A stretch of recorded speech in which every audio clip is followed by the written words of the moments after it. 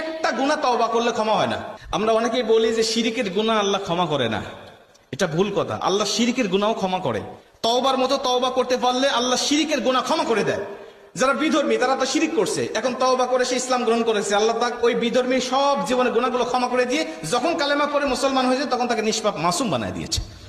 শিরকের গুনাহ তার মানে ক্ষমা হয় তওবা করতে পারলে, কিন্তু একটা গুনাহ তওবা করলে ক্ষমা হয় না। একটা গুনাহ আল্লাহর কাছে তওবা করতে করতে যদি আপনি মারাও যান, আপনার যদি জীবন শেষ হয়ে যায়, চোখের পানি বের করতে যদি আপনার চোখের পানি শেষ হয়ে যায়, তারপরেও আল্লাহ ক্ষমা করে না। বলতে পারেন সেই গুনাহটা কি? হ্যাঁ, বান্দার হক।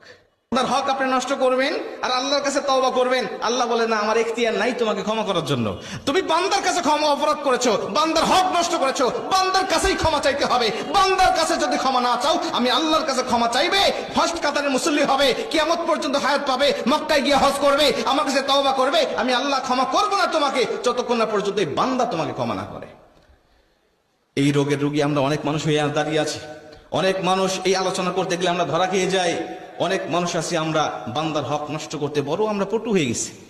বাবা সন্তানের হক নষ্ট করেছে, মেয়ের হক নষ্ট করে। হজ করতে যাওয়ার আগে মেয়ের মাথায় হাত দিয়ে দোয়া করে, মা আমি তোর সম্পত্তিটা তোর জন্য দোয়া করলাম, তোর সম্পত্তিটা তোর ভাইকে দিয়ে দিলাম, আমি তোর জন্য দোয়া করি তোর সম্পদের অভাব হবে না, আল্লাহ তোকে অনেক ধনী বানায় দিবে। আমি তোর জন্য দোয়া করে দিলাম, আল্লাহ তোকে ধনী বানাবে, তোর সম্পত্তিটা তোর ভাইকে দিলাম। তোমার দোয়াই যদি আল্লাহ এতই কবুল করে, তুমি তোমার সন্তানের মাথায় হাত দিয়ে দোয়া করে যে বাবা তোর সম্পত্তিটা তোর বোনকে দিয়ে দিলাম আর তোর মাথায় হাত দিয়ে দোয়া করলাম আল্লাহ তোকে ধনী বানাবে। বাতাম কিভাবে ছুটানো লাগে তখন ছুটাবে। কিন্তু মেয়ে তো কিছু বলতে পারে না, মেয়ে কিছু বলতে পারে না, যার কারণে নরমের উপরে গরম দেখায়া অধিকাংশ বাবার আজকে মেয়ের হক গুলো নষ্ট করে, ফুফুর হক নষ্ট করে, চাচার হক নষ্ট করে, ভাতিজার হক নষ্ট করে তারা আজকে মক্কায় গিয়ে হজ করছে, বিভিন্ন ইবাদত বন্দী করছে, ফার্স্ট কাতারে মুসল্লি হচ্ছে, এভাবে তারা এভাবে ইবাদত বন্দী করছে। আল্লাহ পাক বলছে কিয়ামত পর্যন্ত তুমি এভাবে আমল করতে যাও, আমল করে যাও, কোনো আমল আমি আল্লাহর কাছে কবুল হবে না যতক্ষণ না পর্যন্ত এই বান্দা তোমাকে ক্ষমা না করে।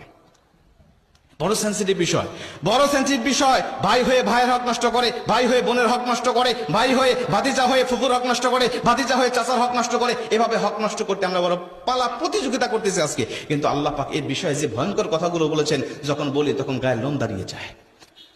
এর জন্য আল্লাহ বলছে 5 নম্বর তওবার শর্ত হলো যদি বান্দার সামনে গুনাহ করে থাকো তাহলে বান্দার কাছেই ক্ষমা চাইতে হবে। আর যদি তোমার জীবনে গুনাহ থাকে অনেক পাহাড় পাহাড় কিন্তু বান্দার হক নষ্ট করো নাই, আমি আল্লাহর কাছে তওবা করো, ইল্লা মান তাবা ওয়া আমানা ওয়া আমিলা আমালান সালিহা ফাউলাইকা ইউবাদদিলুল্লাহু সাইয়্যাতিহিম হাসানাত, আমি আল্লাহ তোমার জীবনের সব গুনাহগুলোকে ক্ষমা করে দেব।